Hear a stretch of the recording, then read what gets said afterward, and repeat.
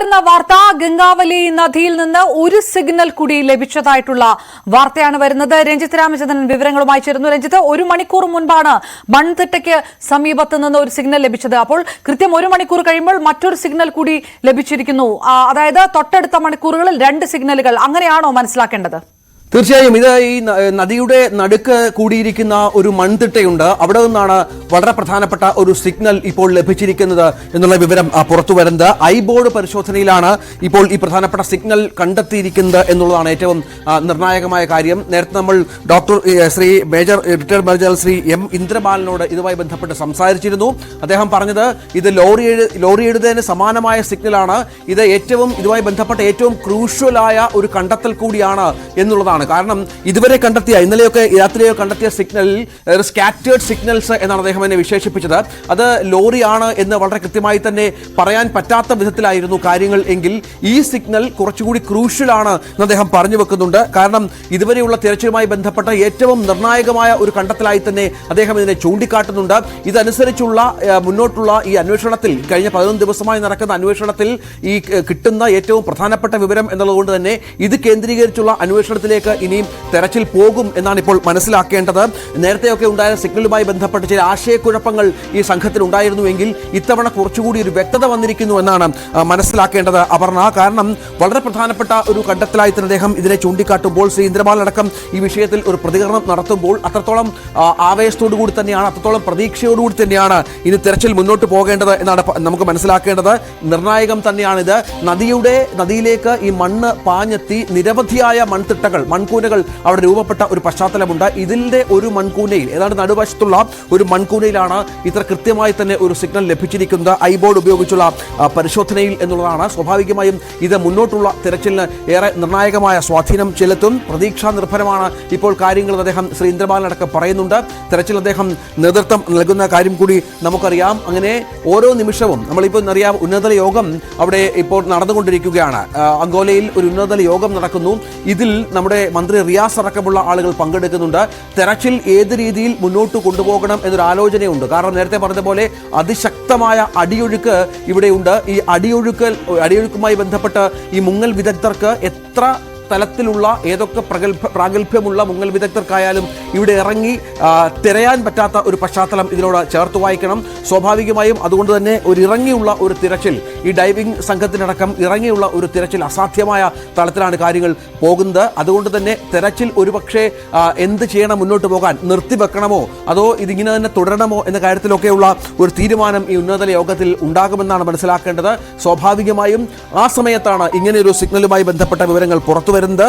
അത് ഈ അന്വേഷണത്തിന് സഹായകരമാകും എന്നുള്ള പ്രതീക്ഷ തന്നെയാണ് ഈ തെരച്ചിൽ അന്വേഷണ സംഘാംഗങ്ങൾ ഇതുമായി നേതൃത്വത്തിലുള്ള ആളുകൾ പ്രധാനമായും പ്രതീക്ഷിക്കുന്നത്. കാരണം ഒരു തരത്തിലും നമുക്ക് ഈ ഒഴുക്കൊക്കെ കാരണം ഈ ഏറ്റവും അടിവശത്തുള്ള ഒരു സംഗതിയാണ് എങ്കിൽ, പുഴയുടെ അടിയിലാണ് ഈ ലോറി ഉള്ളത് എങ്കിൽ അത് മുങ്ങിയെടുക്കുക, ഇത് പൊക്കി മുകളിലേക്ക് കൊണ്ടുവരിക എന്ന കാര്യമൊക്കെ തൽക്കാലം കുറച്ച് നാളത്തേക്കെങ്കിലും അസാധ്യമായിരിക്കും. കാരണം അത്രത്തോളം അടിയൊഴുക്കുണ്ട്. അവിടെയാണ് ഈ മൺകൂനയിൽ ഒരു സിഗ്നൽ എന്നുള്ള സാധ്യതയിലേക്ക് കാര്യങ്ങൾ എത്തുന്നത്. ഒരുപക്ഷെ ആ മൺകൂന മാറ്റുകയോ മറ്റോ ചെയ്താൽ പ്രതീക്ഷാഭരമായ എന്തെങ്കിലും സംഗതികൾ ഉണ്ടാകുമോ എന്ന കാര്യത്തിലൊക്കെയാണ്. കാരണം ഇപ്പോൾ ലഭിച്ചിരിക്കുന്ന സിഗ്നൽ ഏതാണ്ട് നേരത്തെ പറഞ്ഞതുപോലെ ലോറിയുടേതിന് സമാനമാണ് എന്ന് പറഞ്ഞു വെക്കുമ്പോൾ അത്തരത്തിലാണ് കാര്യങ്ങൾ ഇനി മുന്നോട്ട് പോവുക എന്നാണ് മനസ്സിലാക്കേണ്ടത്. എന്നാൽ ഇപ്പോഴും ഈ ഐബോർഡുകൾ ഉപയോഗിച്ചുള്ള ശക്തമായ സിഗ്നൽ തന്നെയാണ് ഈ പുതിയൊരു ഷെഡ്യൂളിലെ ഒരു പുതിയ ലീഡ് എന്നാണ് നമുക്ക് മനസ്സിലാക്കുക. 4ാമത്തെ സ്പോട്ട് കൂടിയാണ് എന്നുകൂടി ഇതിനോട് ചേർത്ത് വെക്കണം. മൺതിട്ടയ്ക്കടിയിലാണ് ഇപ്പോൾ ഈ പുതിയ സിഗ്നൽ കണ്ടെത്തിയിരിക്കുന്നത് എന്ന് വളരെ പ്രധാനപ്പെട്ടതാണ്. നേരത്തെയൊക്കെ നമുക്കറിയാം ഒരുപാട് ലോഹവസ്തുക്കൾ ഒരുപക്ഷെ ഈ മൺതിട്ടയ്ക്ക് അടിയിൽ കിടക്കാനുള്ള പശ്ചാത്തലമുണ്ട്. അവിടെയാണ് ഈ ലോറിക്ക് സമാനമായത് എന്ന തരത്തിൽ തന്നെ സ്ഥിരീകരിക്കാവുന്ന വിധത്തിൽ തന്നെ ഇത്തരമൊരു സിഗ്നലിലേക്ക് കാര്യങ്ങൾ എത്തുന്നത് എന്നത് പ്രധാനമാണ്. അതുകൊണ്ട് തന്നെ ഇതുമായി ബന്ധപ്പെട്ട അന്വേഷണമായിരിക്കും ഇനി മുന്നോട്ട് പോവുക. ഞാൻ നേരത്തെ പറഞ്ഞതുപോലെ 4ാമത്തെ സ്പോട്ടിലാണ് ഈ സിഗ്നൽ കണ്ടെത്തിയത്. രഞ്ജിത്ത്, അതിനകത്തൊരു ക്ലാരിഫിക്കേഷൻ, 4 സ്പോട്ടുകൾ കേന്ദ്രീകരിച്ചുള്ള പ്രവർത്തനമാണ് ഇന്നലെ വൈകുന്നേരം തന്നെ നടന്നത്.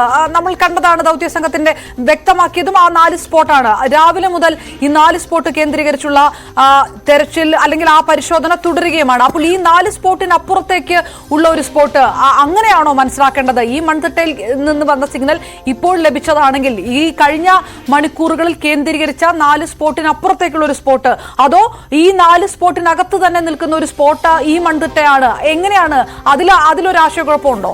ഇല്ല അപർണ, അതിനകത്തൊരു പ്രധാനപ്പെട്ട കാര്യം എന്ന് പറയുന്നത് ഈ 4ാമത്തെ സ്പോട്ട് ഇപ്പോൾ ഈ പുഴയുടെ നടുവിലുള്ള ഈ മൺതിട്ട എന്ന് പറയുന്നത് 4ാമത്തെ സ്പോട്ടായി തന്നെ നേരത്തെ പരിഗണിച്ചുകൊണ്ട് തെരച്ചിൽ നടന്നിരുന്ന ഒരു സ്ഥലമാണ്. അവിടെയാണ് കുറച്ചുകൂടി ശക്തമായ, അവിടെ നേരത്തെ ശ്രീ ഇന്ദ്രബാലനൊക്കെ പറഞ്ഞ പോലെ സ്കാറ്റേർഡായ കുറച്ച് അത്ര വ്യക്തതയില്ലാത്ത കുറച്ച് സിഗ്നലുകൾ ലഭിച്ച ഒരു സ്ഥലമാണ്. അവിടെയാണ് ഈ അതിശക്തമായ ഒരു സിഗ്നലിന്റെ സാന്നിധ്യം ലഭ്യമാകുന്നതും അത് ലോറിയുടേതിന് സമാനമായ സിഗ്നലാണ് എന്നുള്ള കണ്ടെത്തൽ ഉണ്ടാവുകയും ചെയ്യുന്നത്.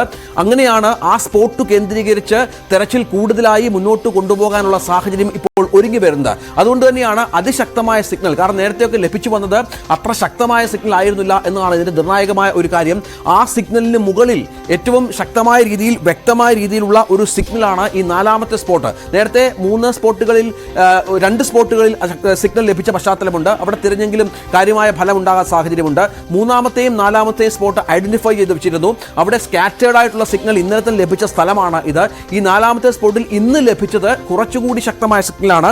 അത് ലോറിയുടേതിന് സമാനമാണ് എന്നാണ് ഈ രക്ഷാ ദൗത്യം സംഘം പറയുന്നത്. സ്വാഭാവികമായും അവിടെ കേന്ദ്രീകരിച്ചുള്ള ഒരു തിരച്ചിലേക്ക് കാര്യങ്ങൾ ഇപ്പോൾ മുന്നോട്ട് പോകുന്നു എന്നുള്ളതാണ്. അതുകൊണ്ട് തന്നെയാണ് ഇതുമായി ബന്ധപ്പെട്ട പ്രമുഖർ പറയുന്ന കാര്യം, ഇത് നമുക്ക് ഈ പ്രതീക്ഷാ നിർഭരമാണ്.